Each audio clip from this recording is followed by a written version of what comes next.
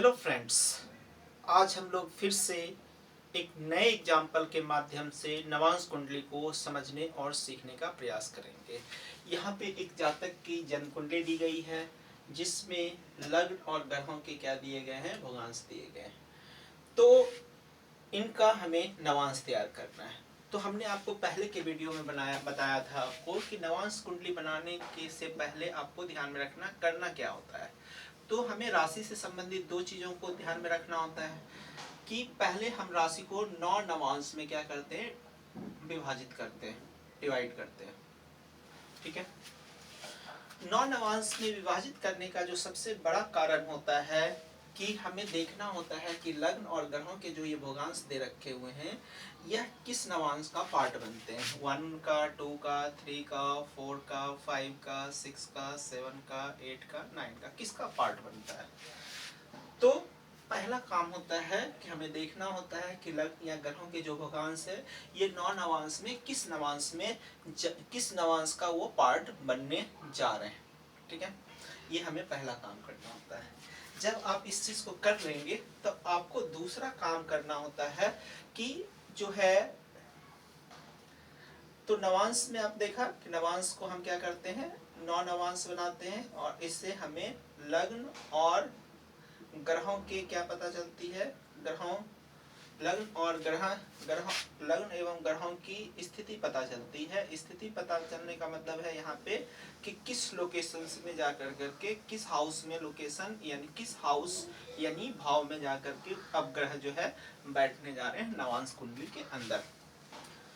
दूसरा होता है हम तत्वों के बात करते हैं, तो तत्वों के आधार पे हम राशि का वर्गीकरण करते हैं। तो इसका जो मेन कारण होता है वह कारण यह देखना होता है कि हम जो है नवांश में काउंटिंग कहाँ करें, कहाँ से ग्रहों या लग्न की काउंटिंग करें और वहां से हम उसे नवांश के अनुसार ले जा करके उसको सिचुएटेड करें। यानी तत्वों के आधार पर जो हम वर्गीकरण करते हैं, तत्वों के आधार पर जब हम चीजों को बांटते हैं, वर्गीकरण करते हैं, तो इसका मेन कारण क्या होता है कि हमें गणना कहाँ से स्टार्ट करना है, यानी कैलकुलेशंस कहाँ से स्टार्ट करना है, इस चीज की जानकारी होती है। तो ये आपका ये दो बेसिक चीज है जिसको आपको जानने की चाहिए। यानी जब भी हम किसी चीज को करते हैं या समझते हैं तो सबसे प्राइम चीज होता है उसके पीछे हमें लॉजिक जानना चाहिए कि हम ऐसा क्यों करते हैं। सिंपल सा बात है, हम इस तरह का स्टेप क्यों लेते हैं। तो ये दोनों कॉन्सेप्ट आपका क्लियर है। अब दोनों कॉन्सेप्ट को हम यूटिलाइज करते हैं इस कुंडली के ऊपर। सबसे पहले हम देखते हैं कि राशि को 9 नवांश में बांटते हैं। सबसे पहला स्टेप करते हैं, राशि को 9 नवांश में बांटते हैं। तो 9 नवांश में बांटने की क्या प्रक्रिया होती है, हम जानते हैं कि एक राशि का मान कितना होता है, 30 डिग्री होता है। और 30 डिग्री को हम जब 9 से डिवाइड करते हैं तो हमारा वैल्यू 3 डिग्री 20 मिनट होता है। हमारा वैल्यू मिल करके आता है 3 डिग्री 20 मिनट, यानी एक नवांश का वैल्यू 3 डिग्री 20 मिनट। इसी रेंज को हम रख कर करके पहला दूसरा से लेकर के 9th नवांश तक हम तैयार करते हैं। जैसे कि आप यहाँ पर देख सकते हैं, पहला, दूसरा, तीसरा, चौथा, पांचवा, छठा, सातवां, आठवां और 9वां। पहला हम देखते हैं 0 डिग्री से लेकर के 3 डिग्री 20 मिनट। दूसरा 3 डिग्री 20 मिनट से 6 डिग्री 40 मिनट। तीसरा 6 डिग्री 40 मिनट से 10 डिग्री। नेक्स्ट है 10 डिग्री से 13 डिग्री 20 मिनट। नेक्स्ट है 13 डिग्री 20 मिनट से 16 डिग्री 40 मिनट। नेक्स्ट है 16 डिग्री 40 मिनट से 20 डिग्री। नेक्स्ट हो जाएगा 20 डिग्री से 23 डिग्री 20 मिनट। 23 डिग्री 20 मिनट से 26 डिग्री 40 मिनट। 26 डिग्री 40 मिनट से 30 डिग्री। इस तरह से हम राशि को 9 नवांश में बांट लिए। अब हम देखेंगे कि हमारा लग्न और ग्रह जो है किस नवांश का पार्ट बनता है। लग्न को हम पहले देखते हैं। लग्न जो है 9 डिग्री 2 मिनट है। लग्न जो है 9 डिग्री 2 मिनट, ये किसका बनेगा, थर्ड नवांश का। तो इसके आगे आप थर्ड लिख करके 2947 इसमें आएगा, ये 9th नवांश में बनेगा। चंद्रमा 5 डिग्री 17 मिनट है। 5 डिग्री 17 मिनट जो है ये दूसरे नवांश का पार्ट बनेगा। मंगल है 3 डिग्री 20-23 मिनट, ये आपका दूसरे नवांश का पार्ट बनेगा। बुध है 20 डिग्री 42 मिनट, यानी 7वें नवांश का पार्ट बनेगा। गुरु है 24 डिग्री 3 मिनट, तो ये 8वें नवांश का पार्ट बनेगा। शुक्र है 15 डिग्री 5 मिनट, 15 डिग्री 5 मिनट, ये होगा 5वें नवांश का पार्ट बनेगा। शनि 12 डिग्री 29 मिनट, ये चौथे नवांश का पार्ट बनेगा। 27 degree 40 minute, obviously 9th Navamsa का पार्ट बनेगा। इस तरह से आप जो है ये इसके मदद से इसका नवांश का पार्ट तैयार करते हैं। उसके बाद इसका यूटिलिटी खत्म हो जाता है, इसको हम हटा देते हैं।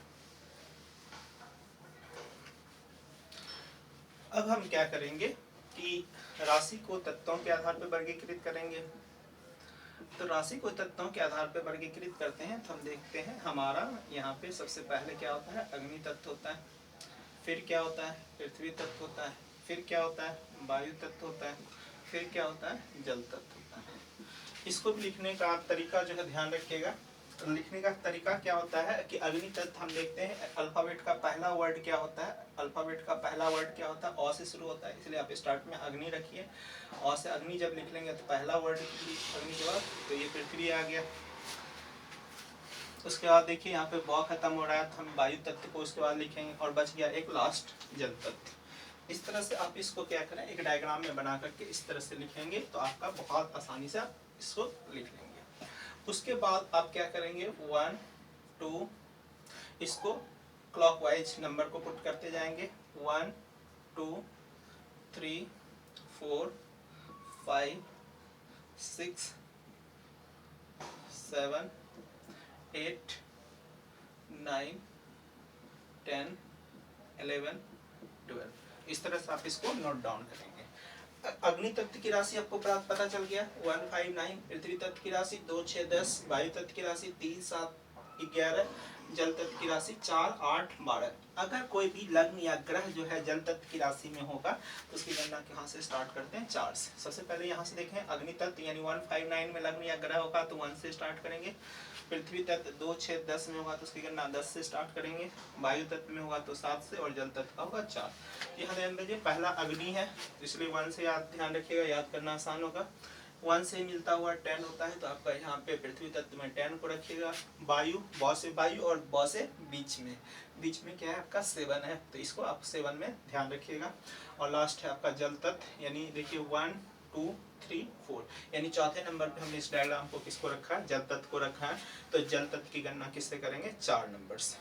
ठीक है, ये आपका कॉन्सेप्ट क्लियर हो जाएगा। ठीक है, इस तरह से आप इसको यूटिलाइज कर लेंगे। अब देखिए इसको यूटिलाइज कैसे करते हैं, तो ये एक हम डायग्राम बनाते हैं जिससे आप समझ में आपको बेहतर तरीके से आएगा। अब हम इसको यूटिलाइज करते हैं नवांश कुंडली बना करके।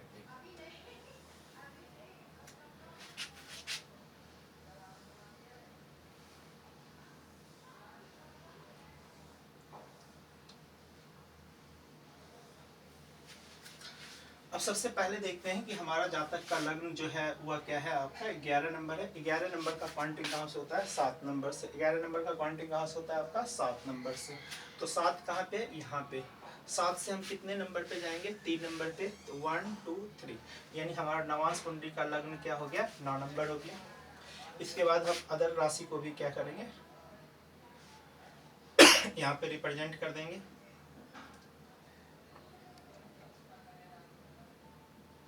हमने अदर राशि को भी क्या किया, यहाँ पर रिप्रेजेंट कर दिया।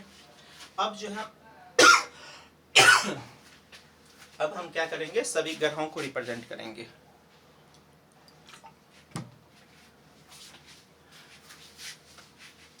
सबसे पहले हम शनि को लेते हैं। सबसे पहले हम क्या करते हैं, शनि को लेते हैं। शनि 11 नंबर में है। 11 नंबर का काउंटिंग कहाँ से होता है, 7 से। तो अब सारे जो है जहाँ से आपका काउंटिंग स्टार्ट होता है सबसे पहले आप यहाँ पे इंडिकेट कर लें ताकि आपको और भी आसान हो जाएगा। अब देखिए 11 नंबर का काउंटिंग कहाँ से होता है, 7 से। तो 7 पे आप उंगली रख लें। 7 से हमें कहाँ पे जाना है शनि के लिए, शनि देखो चौथे घर में जाना है। तो 1 2 3 4, यानी शनि कहाँ पे आ गया, 10वें राशि में। फिर देखिए गुरु, एक का गणना 1 से ही होता है। गुरु कहाँ जाएगा? 8वें नंबर में। 1 से आप 8 में सीधे डायरेक्ट आप चाहे तो यहाँ पे गुरु लिख सकते हैं, काउंट करके भी लिख सकते हैं। फिर आएंगे राहु। 2 का गणना 10 से होता है, तो 10 पे आप क्या करेंगे? उंगली रख लेंगे। 10 से राहु कितने नंबर पे जाएगा? 9 नंबर पे जाएगा। तो 1 2 3 4 5 6 7 8 9, तो राहु यहाँ पे आ गया। और राहु के जस्ट अपोजिट क्या होता है? आपका केतु होता है, तो आप इसको भी नोट कर लीजिए। अब आते हैं चंद्रमा पे। चंद्रमा 3 नंबर में, 3 की काउंटिंग 7 से स्टार्ट होती है, तो 7 से यहाँ आएंगे। 7 से आप दूसरे पे जाना है, तो 1 2, यानी यहाँ पे आपका क्या हो गया? चंद्रमा हो गया। अब आते हैं मंगल पे। मंगल कहाँ पे है? मंगल जो है 6 नंबर में। 6 नंबर का काउंटिंग 10 से होता है, तो 10 पे उंगली रख लेंगे। 10 से हम कितने हाउस पे जाएंगे? 2 पे, दूसरे घर पे। तो यहाँ पे आपका क्या हो गया? मंगल आ गया। फिर आप आ जाएंगे, केतु का हो गया। अब देखिए 10 का बहुत आसान है, 3 ग्रह आपको मिल गया, 10 का काउंटिंग 10 से ही होता है। अब यहाँ पे ज़्यादा आपको प्रॉब्लम्स नहीं आएगी। शुक्र का पहले देख लेंगे। शुक्र आपको कहाँ पे है? 5 घर जाना है, तो 1 2 3 4 5, शुक्र यहाँ पे आ गया। उसके बाद बुध को देखिए।